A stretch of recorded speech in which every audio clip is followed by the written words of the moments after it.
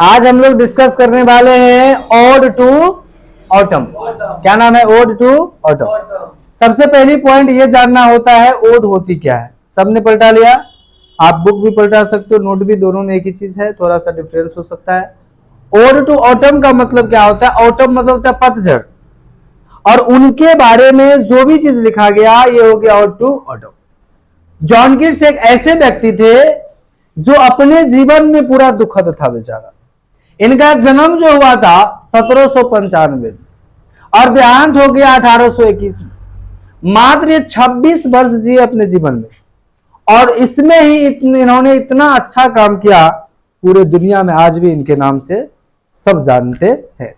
ध्यान रखिएगा, John Keats का जो बचपन का लाइफ है, दो तरह का लाइफ होता है लोगों को, एक पर्सनल लाइफ, एक professional life. By profession John Keats was a poet, John Keats was a poet, but in personal बहुत सारा प्रॉब्लम था इनके। एक समय की बात है, जॉन कीट्स की अगर बात करें तो इनके पास एक भाई था, पर्सनल लाइफ की बात कर रहा हूं। पापा थे, मम्मी थे, लेकिन देहांत हो गया इन लोगों। तो जॉन कीट्स अपने दादी मां के साथ समय व्यतीत किया। कुछ समय बीता, कुछ पल बीता। जॉन कीट्स को क्रिकेट और बॉक्सिंग में क्या था? रुचि था, लगाव था। तो जॉन कीट्स चाहते थे और पोएट बनना चाहते थे। उनका जो सपना था जॉन कीट्स का, वो क्या था? पोएट। घर की स्थिति खराब हुआ, भाई अलग हो गया और जॉन कीट्स पड़ गए अकेले। जॉन कीट्स क्या करने लगे? अपना घर चलाने के लिए किसी तरह से कुछ तो पैसा आना चाहिए, तो वो डॉक्टरी करना शुरू कर दिया। डॉक्टरी समझते हैं ना? यस। तो ये हॉस्पिटल में काम करना शुरू कर दिया। नहीं, वो अलग चीज है, डॉक्टर समझो, ठीक है? डॉक्टर का हेल्पर कहो, वो कहो। तो वो सब क्या करने लगे? वो करने लगे, तो उनसे कुछ आमदनी होने लगा। अच्छे खासे पोस्ट पे भी चले गए थे, लेकिन इन्हें सपना कुछ और था। कौन चीज बनने का? कवि बनने का। तो उस समय उन्होंने डॉक्टरी करना छोड़ दी और किसके तरफ आ गया?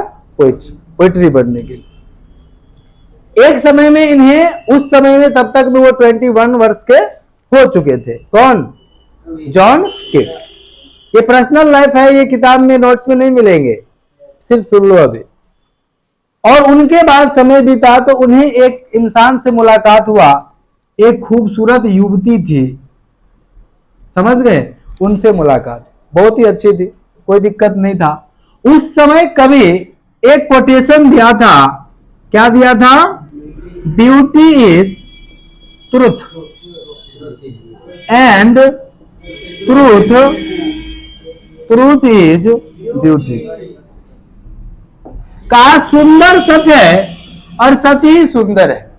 सुंदर सच है और सच ही सुंदर है। समय बीता तो जॉन कीट्स को इनसे थोड़ा सा अच्छा से मुलाकात हुआ। ये कोटेशन जब कहा तो इन्हें वर्ड्सवर्थ ने कहा कि नहीं, ऐसा नहीं है, सुंदर सच नहीं हो सकता, या हो भी सकता है, कोई गारंटी नहीं, लेकिन सब सच सुंदर है ऐसा चलेगा। जैसे कोई व्यक्ति ऊपर से देखने में बहुत सुंदर है, क्या लगता है वो सच्चा इंसान होगा? जरूरी तो नहीं, झूठा भी तो हो सकता है, दिल का वो अच्छा ना हो सके। ऐसे ही जॉन कीट्स को मुलाकात होता है एक युवती से, एक नारी से, नारी नहीं को, युवती को, और ये falls in love with her. वो उनसे थोड़ा सा प्रेम में पड़ गया। कौन? John Keats. जॉन कीट्स बेचारा, यहां समझो, इंग्लैंड में आपको पता होनी चाहिए कि हॉटनेस के वजह से, यानी गर्मी ज्यादा होता है वहां पर, जिनके वजह से वहां पर सभी लोग वाइन का सेवन करते हैं, शराब पीते हैं, अल्कोहल। तो उस हिसाब से जॉन कीट्स भी अपना पीते थे। और एक बार की बात है, कहीं पार्टी में या कहीं पर इस दोनों का मुलाकात होता है, और वहां पर जॉन कीट्स को खूब पिला देती है ये, समझ गए? और रातों रात ये कहां चली जाती है जॉन कीट्स को पता नहीं। सुबह जब उठता है जॉन कीट्स देखता है कुछ नहीं है यहाँ, ना वो लड़की है, ऐसे ही इतरा बितरा है पड़ा हुआ। उस दिन जॉन कीट्स को पता चल गया, मैं जो कह रहा हूं उसमें थोड़ा सा गलत हो रहा है, लेकिन पोएट जो कह देता है सो कह देता है, ये कोई गलत हम नहीं कर सकते। तो जॉन कीट्स का ये कोटेशन है, पूछेगा एग्जाम में, beauty is truth and truth is beauty, किसने लिखा? क्या कहोगे? John Keats. एक चीज और बताए थे जॉन कीट्स, वो क्या बताए थे? ए थिंग, थोड़ा सा कह दो, मिर्च आ रहा है, वहां पे कुछ बना रही है। ए thing of beauty is Joy for ever. John Keats कहा था ए thing of beauty is Joy for ever, मतलब एक सुंदर की जो वस्तु होती है, सुंदर वस्तु, वो हमेशा क्या होता है? सुखी देती है लोगों को, हमेशा हमेशा के लिए क्या देता है? जॉय देता है। जो आपका सबसे प्रेमी चीज है, सबसे पसंदीदा चीज है, आपका फेवरेट है, वो चीज हर हमेशा आपको क्या देगा? खुशी देगा। जब भी दर्शन होगा आपका, उससे आपके अंदर क्या होगी? खुशी होगी। समय बीता, ये भी छोड़कर चला गया। क्यों छोड़कर चला गया? उसके पीछे भी कारण। इस समय इन्हें पता चला कि जॉन किट्स को हो गया है टीबी। क्या हो गया है? टीबी, जिसे कहते हैं ट्यूबरक्लोसिस। और उस गर्ल्स को पता चल गया, जिनके वजह से ये थोड़ा सा नफरत की भावना से देखने लगे। इस समय ये तो फ्लॉप हो गया ना। प्रेम ऐसे थोड़े होता है, किसी को बीमारी हुआ तो उस कंडीशन में आप उन्हें छोड़ के चले जाए। दैट इज नॉट फेयर, ये अच्छा नहीं। तो यहां पर फिर जॉन किट्स हो गया टीबी। इस समय डॉक्टर ने सलाह दिया जॉन किट्स को, आप अगर ठंडे जगह पर रहेंगे तो शायद बच सकते हैं, कुछ दिन ही बचेंगे, जाना तो है, लेकिन कुछ पल भर के लिए आप बच सकते। तो इन्होंने इनके पास एक दोस्त था, वो ठंडे जगह रहता था, वो उनके यहां चला गया। जब गया तो वहां पर कुछ पल बीतने के बाद इनके पास एक पत्नी थी उस दोस्त के पास, ठीक है। तो ये बेचारी एक दिन बोल रही थी अपने हस्बैंड को कि आप किसको किसको उठा के चले आए, टीबी है, कहीं फैल ना जाए अपने घर में किसी को। ये जॉन किट्स ने सुन लिया। जॉन किट्स को थोड़ा सा लगा, नहीं बात तो सही है, हो सकता है कि मेरा बीमारी इन लोगों को भी हो जाए तो मेरे साथ साथ इन लोग भी चला जाएगा, मैं इतना बड़ा पाप नहीं कर सकता। जॉन किट्स ने उसी समय एक लेटर लिखा। क्या लिखा? एक लेटर लिखा, और उसी टेबल पर रात में लेटर लिख करके छोड़ दिया, और रात गायब हो गया, आ गया अपने घर। अपने घर कुछ दिन जिया, और उसके बाद उसी टीबी के कारण उन्हें क्या होना पड़ा? देहांत होना पड़ा, यानी 1821 में इनका देहांत। और इसी दुख भरी जिंदगी में जन्म से लेकर के अंत तक इसको दुख ही दुख रहा। ऐसा अभी तक पोएट बहुत कम ही आपके सिलेबस में मिलेगा जॉन किट्स जितना दुख किन्हीं को हुआ। पर्सनल लाइफ की बात मैं कर रहा हूं।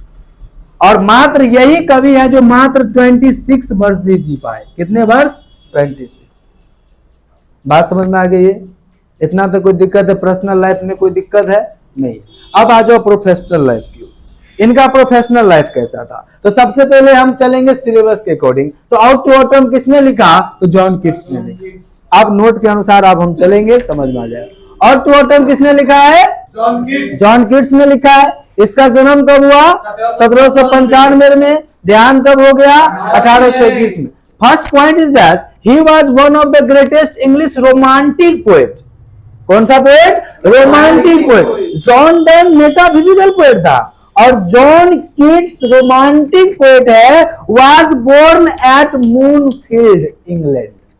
इंग्लैंड यानी लंदन, ध्यान रखिएगा, लंदन राजधानी है इंग्लैंड का, ठीक है। और वहां पर एक जगह है मूनफील्ड, वहां पर जॉन किट्स का जन्म हुआ। वहां पर जॉन किट्स का जन्म हुआ। और जिस समय जॉन किट्स लिखा करते थे, जिस समय जॉन किट्स लिखा करते थे, उस समय इनका एज क्या चल रहा था? उस समय इसका एज क्या चल रहा था? Romantic as. कौन सा एज? रोमांटिक। अब कहोगे सर रोमांटिक एज क्या होता है? तो रोमांटिक एज का मतलब किसी रोमांस से नहीं है। यहां पर रोमांटिक एज का मतलब होता है, पहले जो था क्लासिकल एज के कवि सब, उन लोग कहते थे the best word is in the best order, that is called poetry. मतलब अच्छे शब्दों को अच्छे क्रम में सजा दो, उसे पोएट्री कहते हैं। लेकिन जब से रोमांटिक एज आए, जिसका नेता सबसे बड़ा लीडर नहीं कह सकते, फादर ऑफ रोमांटिक एज कहा जाता है किनको? विलियम वर्ड्सवर्थ को। किसको कहा जाता है? विलियम वर्ड्सवर्थ को फादर ऑफ रोमांटिक एज कहा जाता है। और नंबर 1 कवि है वो रोमांटिक एज के अगुवा कहे जाते हैं, सबसे सीनियर कवि। और उनका सबसे जूनियर कवि, सुनो, उसका सबसे जूनियर कवि है जॉन किट्स, जिसमें सबसे लास्ट में आए थे जॉन किट्स और सबसे पहले इनका देहावसान हो गया, यानी कि देहांत हो गया। और सबसे पहले आए थे रोमांटिक एज में वर्ड्सवर्थ, जो सबसे लास्ट में जाकर के गए। इसीलिए एक ऑब्जेक्टिव और आगे यहां से, रोमांटिक एज का जनक यानी फादर ऑफ रोमांटिक एज कौन है? William Wordsworth. यहां तक समझ गए? पहला पॉइंट समझने में कोई दिक्कत है नहीं ना जी? Second point, his first poem lines in imitation of Spenser, इनका जो पहला कविता है उसका नाम है lines in imitation of Spenser, and his first volume of poetry entitled, और इनका जो पोएट्री का वॉल्यूम था उसका नाम था पोएम्स। दोनों में क्या फर्क है, ध्यान रखिएगा। फर्स्ट पोएम का नाम है जॉन किट्स का लाइन्स इन इमिटेशन, और इनका जो वॉल्यूम है वो कौन सा है? पोएम्स। वो छोटका नोट पलटाओ, इसमें नहीं मिलेगा, कहां पे हो? तब तो छोटका नोट में ये है, ये तो क्वेश्चन आंसर का है, ये नोट मत पलटाओ। जो डबल नोट है ना, एक तीन, हाँ इसमें देखो, हाँ बिल्कुल। चलिए आगे देखिए, तो जॉन किट्स का पहला कविता का नाम क्या है? Lines in imitation, lines in imitation मिला। इसमें दूसरा point, lines in imitation John Keats का पहला कविता था, और कविता के संकलन को हम वॉल्यूम कहते हैं, जिनमें बहुते कविता रहता है, समझ गए? तो उसके बहुते कविता वाला जो वॉल्यूम था उसका टाइटल क्या था? पोएम। क्या था? Poem. Lines in imitation publish हुआ 1814 में, और पोएम्स पब्लिश हुआ 1817 में रिस्पेक्टिवली, मतलब इसी के क्रम से। तो ध्यान रखिएगा, फर्स्ट वॉल्यूम पब्लिश हुआ पोएम का 1817 में, अब पहला कविता पब्लिश हुआ था जॉन किट्स का lines in imitation of Spencer, ये 1814। दूसरा पॉइंट में कोई दिक्कत है नहीं ना? चलिए अगला पॉइंट पे पूछेगा, लाइन्स इन इमिटेशन किसने लिखा? पहला कविता है जॉन किट्स का, कब पब्लिश हुआ? 1814 में, समझ गया? चलो, His poem Endymion was well appreciated by Wordsworth, published in 1880। ध्यान से सुनिएगा, 1818 में इनका एक कविता पब्लिश हुआ जिसका नाम था इंडायमियन। क्या नाम था? इंडायमियन। और इनको प्रशंसा किया था, एप्रिशिएट मतलब प्रशंसा करना। किसने प्रशंसा किया? One of the greatest poet of romantic age is called William Wordsworth appreciated the poem of John Keats Endymion. Endymion कविता का जो प्रशंसा किया था रोमांटिक एज के महान कवि थे जिसका नाम था विलियम वर्ड्सवर्थ। यहां तक समझ गए? एंड द फोर्थ पॉइंट में क्या है? हिज ओड्स, इनके कई सारे ओड्स थे। पहला on indolence, on a Grecian urn, to Psyche, to a nightingale इसका फेमस था, to a nightingale, to on melancholy and ode to autumn made him a great romantic poet of English literature. जो autumn आप लोग पढ़िएगा, ये कवि को महान बनाया, यही कविता इतना फेमस हुआ। रोमांटिक एज के सबसे, जॉन किट्स का सबसे बेहतरीन कविता इनके लिए ये था जो इनके जीवन में आकर के इन्हें ग्रेट बना दिया। ग्रेट मतलब महान बना दिया इनको, किनके? रोमांटिक पोएट के महान कवि। So did Lamia and Hyperion, और इसी समय में इन्होंने लेमिया एंड हाइपेरियन में लिखा था। यह भी कई बार पूछा गया है, लेमिया एंड हाइपेरियन किसने लिखा? तो जॉन किट्स। बात समझ में आ गया? इतना तक ध्यान रखिएगा। कोई point number 5, he died of tuberculosis in 1821। मैंने क्या कहा था? ट्यूबरक्लोसिस से इनका देहांत हुआ, टीबी से देहांत हो गया, और 1821 में बेचारे चले गए, और एट द एज ऑफ 26, उस समय 26 वर्ष का था। सोचो 26 वर्ष कोई बड़ा वर्ष नहीं हुआ, जीवन जीता, तब तक में बेचारे चले गए। But with in his short span of life, लेकिन सबसे बड़ी बात है, कहा जाता है जिंदगी भले ही कम जियो लेकिन कुछ ऐसा करके जाओ कि 100 वर्ष तक तुम्हारा नाम रहे। सही बात है कि नहीं? yes, बिल्कुल। तो वही शॉर्ट स्पेन ऑफ लाइफ में जॉन किट्स ने ग्रेटनेस अचीव कर लिया।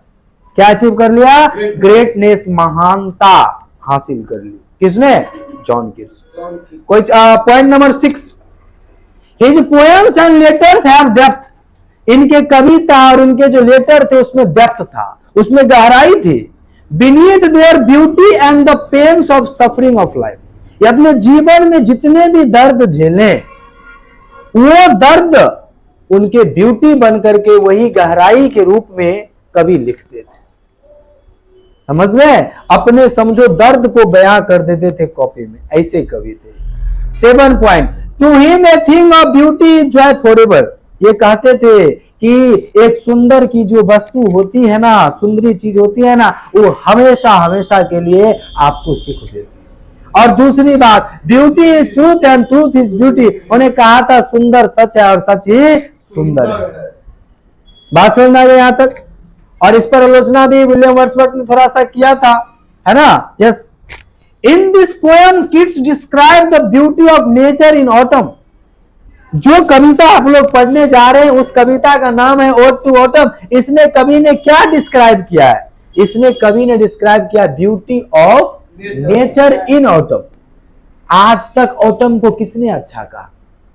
किसी ने अच्छा कहा? नहीं। बोला सबसे बेकार मौसम होता है। लेकिन जॉन कीट्स एक ऐसे व्यक्ति थे, अपने दर्द को भी कहता था दिस इज ब्यूटी, यही सुंदरता है। अगर जिस व्यक्ति के माइंड में ये लग रहा है कि मैं दुख में हूं और कभी ऊपर नहीं हो सकता, मत हो, जीना सीख लो दुख में, अच्छी जिंदगी जी पाओगे। दुख को ही ब्यूटी बना लो, कहो यही सुंदर है, कोई दिक्कत नहीं। जॉन कीट्स ने ऑटम को इतना खूब सुंदर से व्याख्या किया, बोला है ऑटम टेंशन ना ले, तू भी अपने आप में ब्यूटी है, तेरे पास भी कई सारे ब्यूटी है। लोग को कहने पे मत जाओ, वो तो उनका काम ही है कहना। नहीं, he was deeply interested in cricket and boxing, that is objective। Objective के लिए इंपोर्टेंट है, उनको किसमें इंटरेस्ट था? बॉक्सिंग में और क्रिकेट में। he studied colors school at Enfield. Enfield जगह था, वहां पर एक कलर्स स्कूल था, वहां पर इनका क्या हुआ? स्टडी हुआ, पढ़ाई लिखाई हुआ। थोड़ा सा एक्स्ट्रा नोट क्या है आपके पोएम से हटकर, रोमांटिक एज की बात मैं कर रहा हूं यहां पर।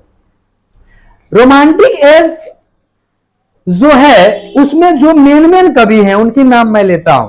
2 तरह के कवि थे, मात्र 6 ही थे, और 2 तरह के कवि थे उस समय। विलियम वर्ड्सवर्थ 6 ही कवि ने पूरे रोमांटिक एज को हिला कर रख दिया। 6 कवि मात्र, जिसमें पहला जनरेशन 2 जनरेशन था, first generation and second generation. पहला जनरेशन जो कवि थे उसको लेक पोएट कहा जाता था, और उसमें सबसे नंबर 1 पे आता था विलियम वर्ड्सवर्थ, जिसका जन्म 1770 में हुआ, देहांत 1850 में हुआ। कुल ये 80 वर्ष जी पाए। सबसे पहले रोमांटिक एज में आए थे और 80 वर्ष जिए थे। उसके बाद एसटी कोलेरिज जो कि 62 ईयर जिया इन्होंने, और रॉबर्ट सदी इन्होंने 69 ईयर जिए थे। और उसके बाद आ गया सेकेंड जनरेशन वाले कवि, ये फर्स्ट जनरेशन के थे। सेकेंड जनरेशन के कवि में सबसे पहला नंबर पे आता है लॉर्ड बायरन, उसके बाद पीवी शैली, उनके बाद जॉन कीट्स, सबसे लास्ट में जॉन कीट्स है। ध्यान रखिएगा, जॉन कीट्स जो है ये मात्र 26 वर्ष जिए। देख लो, सबसे लास्ट में जॉन कीट्स आए और सबसे पहले बेचारे चले गए। इनका एक ट्रिक मैंने बताया है, वासर एलपीजी, एलपीजी, WSR LPG, इसका मतलब क्या हुआ? वासर का मतलब है साफ कर दो, LPG क्या होता है? गैस होता है ना, है पता है ना, कहता है उसको साफ कर दो, वो गंदा हो गया। ये ट्रिक है, वासर LPG। अब वासर का में W याद रखिएगा, W for William Wordsworth, W for William Wordsworth, S for S T Coleridge, R for Robert Southey, L for Lord Byron, T for P B Shelley, G for John Keats. इसको G को कहना कि भाई LPG के बदला LPJ लिखना है, समझ गया? जॉन कीट्स, हाँ जे इसीलिए ब्रैकेट में दिए हैं। ये ट्रिक है, LPG होता है वैसे अपने गैस में, ठीक है, लेकिन उसको G को कहना कि सर के ट्रिक था, G को J बना दो, फिर जॉन कीट्स बना दो। जब जॉन कीट्स के जीवन में इतना कठिनाई आएगा तो हम भी एक कठिनाई दे दिए तो क्या होगी? जी को जे बना दिया करो, ये भी एक उनके लिए समस्या ही है। बाद में सबका सीधा लाइफ था नहीं। अब आते हैं कविता की ओर। ध्यान रखिएगा, कविता बड़ा ही सुंदर है, लेकिन एक बार में समझ में नहीं आता है लोगों को। लेकिन मैं आपको एक बार में समझाने का प्रयास करूंगा, क्योंकि नोट में आपको हिंदी भी दिया गया है। देख लीजिए आप अपने नोट को बढ़िया से। और मैं अभी बता रहा हूं जो जो इंपोर्टेंट वर्ड था सबको। कुल मिलाकर के 3 स्टेंजा है। कितने स्टेंजा है? 3 स्टेंजा है। 3 स्टेंजा में पहला स्टेंजा हम बताया है ऑटम के चित्र को। कैसा होता है ऑटम? ऑटम कैसा ऑटम कैसा है, कैसा दिखता है? तो चलिए उस ऑटम की ओर चलते हैं। कहते हैं autumn is a season of mist. Autumn किसका सीजन है? मिस्ट का। मिस्ट मतलब क्या होता है? कोहरा ऑब्जेक्टिव में आया है। ऑटम किसका है? मौसम मिस्ट का। उस समय कोहरा लगा रहता है। ऑटम मतलब पतझड़। एंड मीलो फ्रूटफुलनेस, और फल से लद लदा रहता है वो मौसम। फूल नहीं रहते लेकिन फल बहुत रहता है उसमें। Close bosom friend of maturing sun.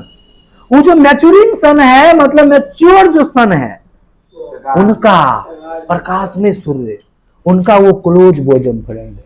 Close bosom friend मतलब घनिष्ठ मित्र, निकट मित्र, एक दूसरे के बिना नहीं जी सकता ऐसा मित्र है वो। तो ऑटम का मित्र कौन है? और टू ऑटम में सन है। Conspiring with him how to load and bless, वो दोनों योजना बनाता है। ऑटम कहता है रे भाई किस तरह से, किनको कहता है? सन को, कि किस तरह से हमें लॉर्ड करना है, भरना है, एंड ब्लेस करना है, उसको पकाना है। विथ फ्रूट, किनसे ब्लेस और बेंड करना है, लॉर्ड करना है? तो फ्रूट से। द वाइन्स यानी अंगूर की लताओं से पूरे पौधे को भर देना है, फल से भर देना है। That round the thatch eaves run, जो छज्जे छप्पर उन सब पर अंगूर की लताएं को बिखेर देना है, फैला देना है। To bend with apples the mossed cottage tree. Line में लाइन ध्यान दीजिए, इनसे 2 लाइन भी पूछ दिया ना तो ये वर्ड जल्दी पकड़ में नहीं आएगा, क्योंकि ना राइम मिलेगा ना रिदम मिलेगा, क्योंकि रोमांटिक एज के कवि थे सिर्फ फीलिंग लिखते थे। क्योंकि वर्ड्सवर्थ का डेफिनेशन भी था, हम बहुत बच्चे के लिखाए भी हैं। Poetry is a spontaneous overflow of powerful feeling recollected in tranquillity. Poetry जो होता है वो ओवरफ्लो होता है जब आपका फीलिंग, तब तन्हाई में उसी फीलिंग को इकट्ठा कर देते, वही पोएट्री है। कवि को तो ओवरफ्लो क्या बार ने हुआ? कौन चीज? फीलिंग। और वही फीलिंग को उतार दिया। इसीलिए फीलिंग को समझना बड़ा डिफिकल्ट है बुआ। समझ गया? किसी के फीलिंग नहीं समझ सकते। कविता तुम समझ सकते हो पढ़ के, चलो ऐसा कविता हो गया, लेकिन जॉन किट्स के तरह सोचना डिफिकल्ट है। अब उसके तरह सोचोगे तो उसके तरह बनो, मारेंगे दारू पियो, ऐसा जरूरी थोड़ी, आप समझ भी तो सकते हो। तो सन और ऑटम, ध्यान से सुनो, सन और ऑटम क्या करता है? दोस्ती करता है। और क्या करता है? देख भाई, हमें एप्पल वाले जो फ्रूट है उनसे क्या कर देना है? इस कॉटेज ट्री को, घरेलू पेड़ को भर देना है। And fill all fruit with ripeness to the core, और अंदर तक, कोर तक, बीज तक उसे क्या कर देना है? पका देना है। किसे? एप्पल के ट्री को नहीं, एप्पल को, फ्रूट को।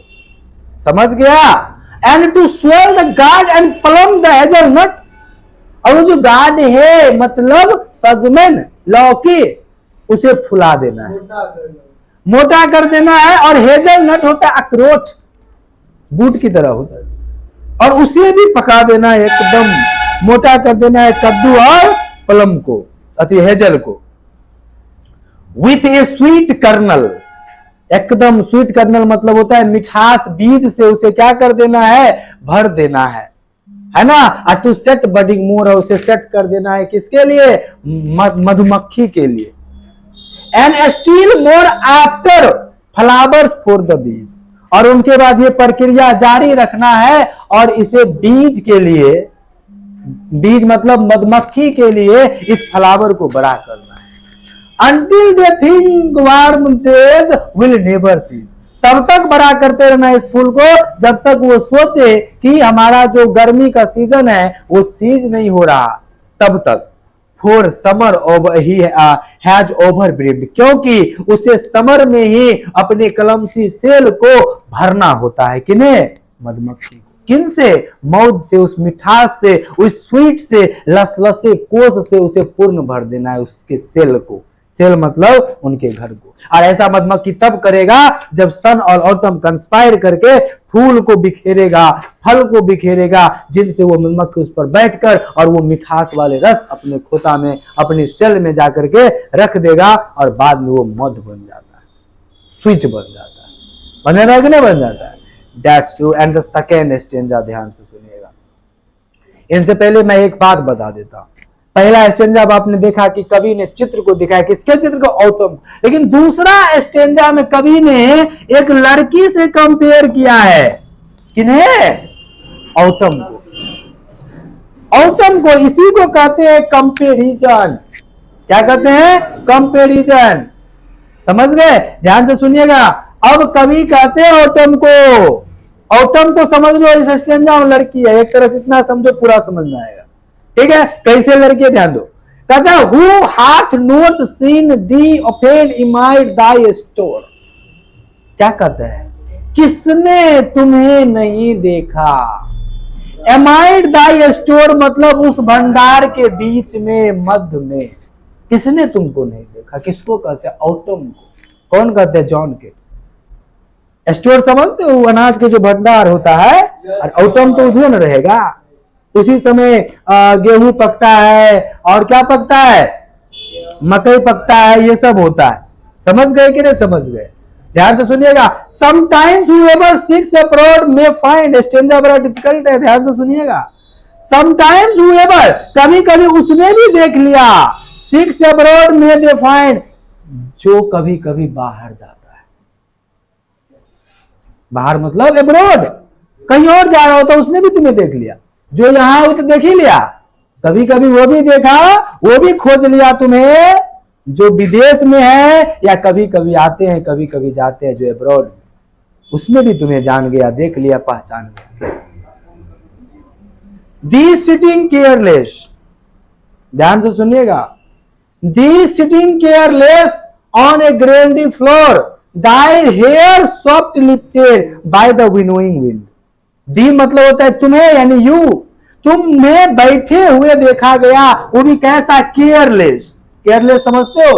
विमग्न होकर के, नो टेंशन नो प्रॉब्लम, सीधे अनाज के भंडार में तुमको बैठा देखा। समझ गए? तुम केयरलेस होके बैठा था। दाई हेयर सॉफ्ट लिफ्टेड, और तुम्हारे बाल, केस, वो क्या हो रहा था? हल्के हल्के नरम ढंग से लहराता था। बाय द विनोइंग विंड, किसके सहारे? पवन के झोंके में तुम्हारे बाल ऐसे लहरा रहे थे। क्या कहे? किसने तुम्हें नहीं देखा? जहां तक कि जो एब्रोड में है वो भी देख लिया। समझ गए यहां तक? और on a half reaped furrow sound एज स्लीप। इतना ही नहीं, और भी क्या करते देखा उन्हें? आधे पके हुए, निमग्न, बहते हुए कुंड में। कुंड नहीं समझे? खेत में कियारी बना रहता है, वही में पानी देता है, तो कुंडे देकर पानी इधर उधर जाता है, उसी को कुंड का फ्यूरो, कियारी। समझ गए अपनी भाषा में? On a half reaped furrow sound एज स्लीप, उस निंद्रा में तुम्हें निमग्न होते हुए किसने नहीं देखा? एकदम उसी रिप्ट में तुम सोई रहती थी। Drowsed with the fume of poppies, poppies होता है काले बीज वाला फूल, जिसमें थोड़ा सा नशा होता है। समझ गए? थोड़ी सी नशा होता है। वाष्प में झपकी लेने लगी तुम, किसने नहीं देखा? वो पपीज का धुआं में, फ्यूम में तुम एकदम निमग्न होकर के सोई थी, थोड़ी सी नशा भी था तुम्हें, और तुम उसमें सोई हुई थी। दाई हुक, जब तुम कांटों में गिर गई, दाई हुक, जब तुम कांटों में गिर गई, spares the next swath and all its twined flowers, तब जाकर के जहां अनाज काटता है उस क्षेत्र में तुम्हें देखा गया, तुम गिर गई थी। And all its twined flowers, और जितने भी फूल था वो सब खिलने लगा। उसके बाद and sometimes like a ग्लीनर the दोस्त कीप, कभी कभी ऐसा लगता था कि ग्लीनर जो है, ग्लीनर मतलब संग्रह करता, जो अनाज को इकट्ठा करता है, वो व्यक्ति मतलब तुम दिख रही थी। दाउ डोस्ट कीप, है ना, जो अनाज को क्या करता है, रखता है, उसके तरह ग्लिनर की तरह तू कर रही थी, पराया तुम्हें किसने नहीं देखा। और क्या करते देखा, steady the laden head across a brook, एक झरने को पार कर रही थी अपने सर पे कुछ रखे हुए, मतलब हेड पे बोझा ओझा कुछ होगा, है ना, कुछ लादे हुए जा रही थी। Or by a side, or by a cider press with patient look.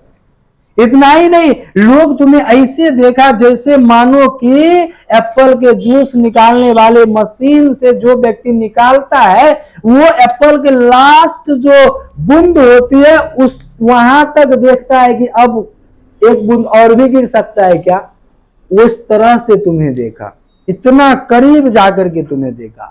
Thou watches the last oozing hours by hours, जो व्यक्ति समय दर समय घंटों दर घंटों उन चीजों को देखता है कि कब तक लास्ट सीन दिखाएगा उस बूंद का, उसी तरह से तुम्हें लोग क्या करते थे, देखते थे। इसका हिंदी भी जानना है, देख सकते हो, सेब के शराब के रस निकालने के यंत्र द्वारा, सेब के शराब धैर्यपूर्ण दृष्टिपात के साथ तुम मंद गति से बहते हुए तरल पदार्थ को घंटे दर घंटे पूरी तमन्यता एवं सावधानी पूर्वक देखते रहे अथवा देखभाल करते रहे।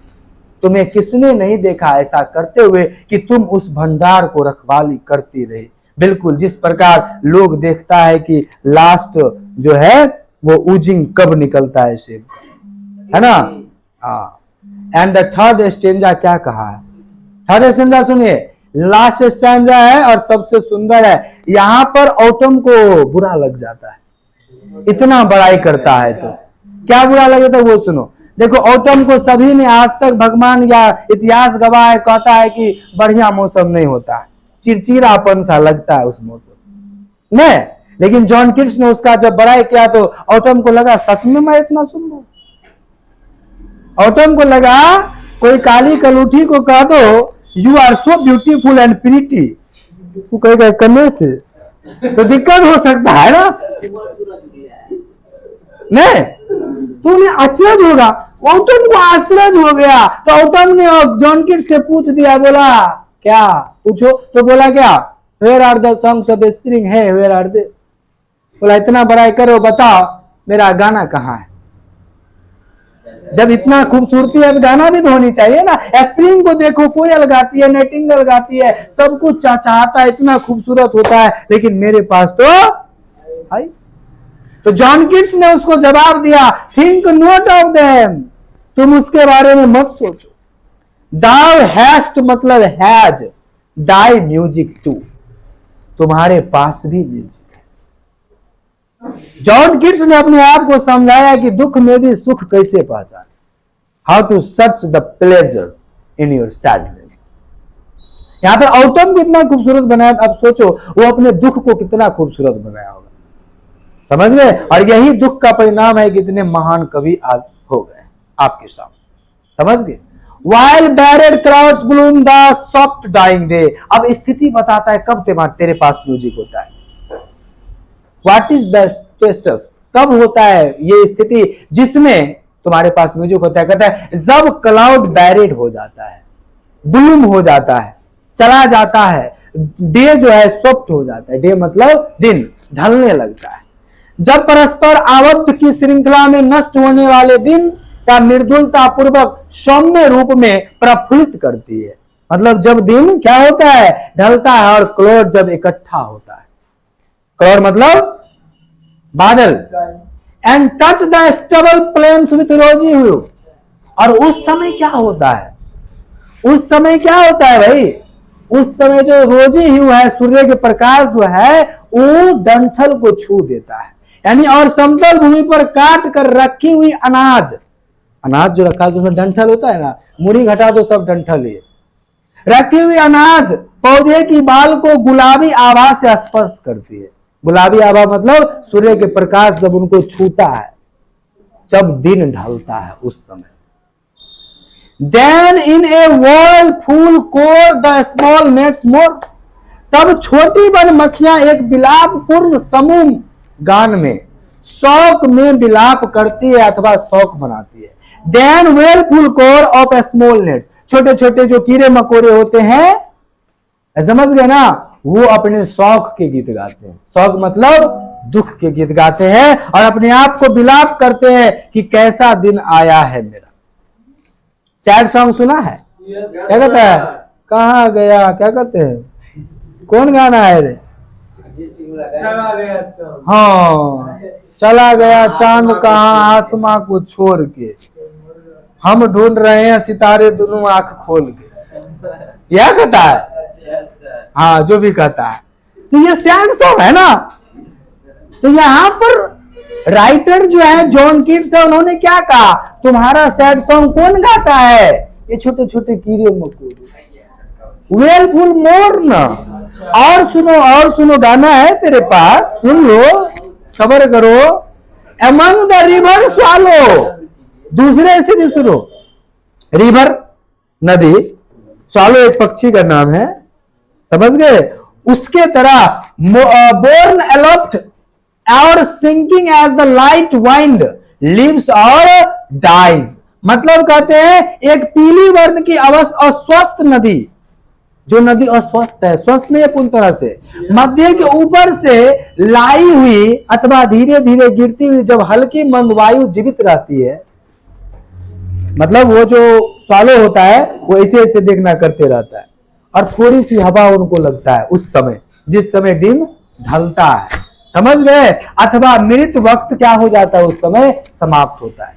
कभी वो जीवित होता है, कभी वो मृत होता है, समझ गए? वो स्वालो कभी ऊपर नाच जाता है, कभी नीचे जाता है। यहाँ डाइज का मतलब नीचे आना, लिव्स मतलब ऊपर जाना, लाइट की तरह कभी ऊपर कभी नीचे, कभी मरता है तो कभी जीता है। और उस समय वायु रहता है, वो कैसा रहता है, मंद, थोड़ा सा भी हवा नहीं चलती। किस समय? जब नदी अस्वस्थ रहता है, यानी कि जब रिवर जो है, क्या कहता है, अमंग द रिवर स्वालो, यानी जो स्वालो रिवर है और स्वस्थ रिवर है, उस समय क्या होता है, वो स्वालो पक्षी ऊपर नीचे होते रहता है, उसी समय लिव्स एंड डाइज करते रहता है। And full grown lambs loud bleat from the hilly bourn. और इसी समय एक दृश्य और दिखता है, फुल ग्रोन लैम्स मतलब भेड़ के छोटा सा बच्चा जो पूर्ण तरह से उनको जो बाल है पूरा भरा हुआ है, जिसको मेमना मेमना कहते हैं, समझ गए? तथा विकसित मेमने उच्च कोलाहल पूर्ण स्वर में पर्वतीय भूमि से मिमियाते हैं, झाड़ियों की मेर से झिंगूर गाते हैं। बताओ ये सॉन्ग है कि नहीं? किसका सॉन्ग है ये? ऑटम का। ये सॉन्ग स्प्रिंग में नहीं मिलेगा, ऑटम का है, ये ऑटम का सॉन्ग। जॉन कीट्स ने कहा तेरे पास म्यूजिक है, जॉन कीट्स प्रूव कर रहा है, जॉन कीट्स यहाँ प्रूव कर रहा है कि तेरे पास भी म्यूजिक है।